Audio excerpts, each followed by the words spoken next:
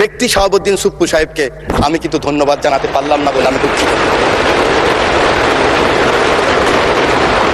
মাননীয় স্পিকার, শহীদ প্রেসিডেন্ট জিয়াউর রহমানকে স্মরণ করছি। আমার প্রিয় নেত্রী, আমার মা। আর কত যুদ্ধ, আর কত তর্ক, আর কত বিতর্ক, আর কত ছোট করা।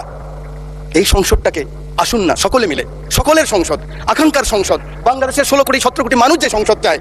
আমি এখানে যত কথা বাংলার জেলে, সে কিন্তু বুঝে আমার কথা সঠিক না আপনার কথা সঠিক। আমার মহাসচিব মহোদয় এখানে বসা আছেন।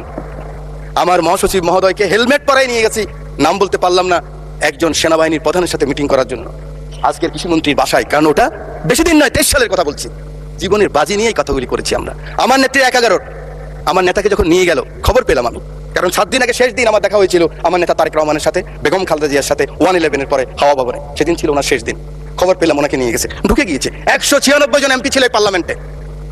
আমি ঢুকেছি, আমার নেত্রীকে দেখেছি একজন মা, তার সন্তানের জন্য কি আকুতি, কি কান্না, কি বেদনা বিধুর আমি দেখেছি। আমি সেই কথা মনে রাখতে চাই। আজকে আমরা অনেকে আছি, কিন্তু